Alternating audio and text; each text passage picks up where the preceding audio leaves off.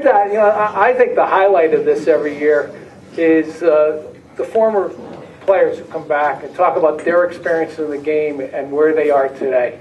And every year we have one from each school. And I'm going to invite the coaches back up to introduce their players and tell their story. So, Jeff, you're first again.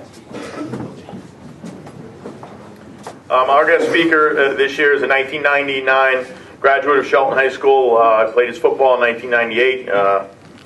I had the privilege of coaching him as a linebacker. He was a great linebacker for us, and now he's a very successful lawyer in Shelton. Our guest speaker this year is Jonathan Wetmore.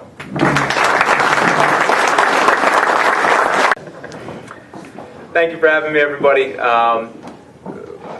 My memory of the game, goes back from the 1999. That year, we were a pretty good team. Had aspirations of going to the state championship and winning the title. And at that time, you're so involved in football that you kind of eat and breathe and sleep football, and that's your singular focus. And for a time, we were ranked in the top 10 in the state. And the problem we had was a couple teams in our division were also ranked in the top 10, so we ended up kind of all beating each other and knocking each other out of the playoffs. But nonetheless, Thanksgiving came, and we still had an opportunity to get a share of the division title. All we have to do is beat Derby, which is never an easy task. Come Thanksgiving, you always kind of just throw the records out, and it's always a dogfight and always a tough game, and that day was no different. I remember it vividly. It was terrible weather. It was cold. It was icy. It was raw out. The field was kind of half frozen. And to say that it was raining is kind of an understatement. It was a monsoon of biblical proportions. I remember making a tackle and looking up, and I could have sworn I saw an ark, and there was no one shepherding animals on there. The Gale, our mascot, tried to get onto the ark. It was tough. But in any event, it was a 7-7 game, and we had the ball with just a little bit of time to go. We marched down the field, and we got down to about the 2-yard line. We're out of timeouts, and all we had to do was spike the ball, stop the clock, and kick a field goal and win. Go home, have turkey, and the world would be right. Did I mention it was raining? And unfortunately, we fumbled, time expired, and we tied. And that's kind of how it ended. Yeah. Our quarterback at the time, as Coach Roy just points out, I'll mention him by name because you guys probably haven't heard of him. His name's Dan Orlovsky. I don't think he ever recovered from that fumble. No, we love Danny. He went on to the NFL and did A-okay.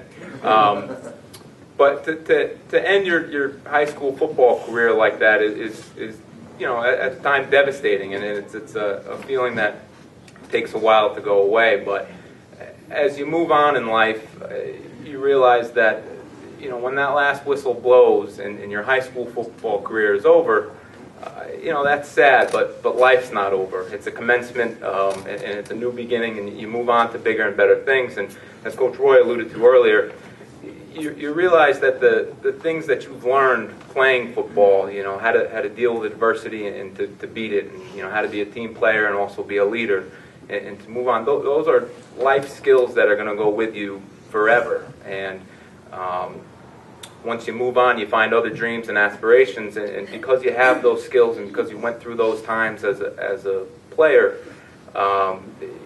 you can not only kind of chase your dreams but catch them because you have those skills. And for you players, this is kind of a bittersweet day coming up in that it's kind of a culmination in a pinnacle of your career. At the same time, it's going to end, but I promise you that there are bigger and brighter things ahead of you and a brighter future in front of you.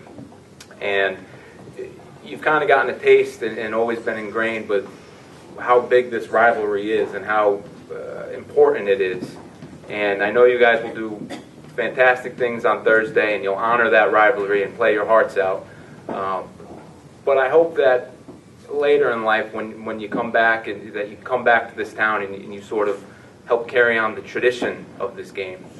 And this tradition is bigger than just the game.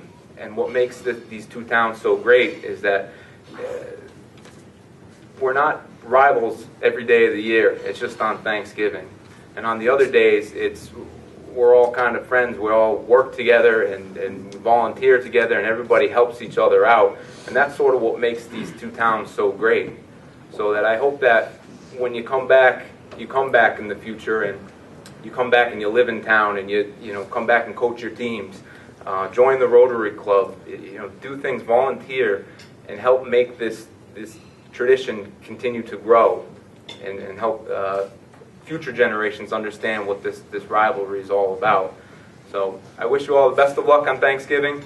Happy Thanksgiving to everybody, and play your hearts out, and it'll be a memory that you make for the rest of your life.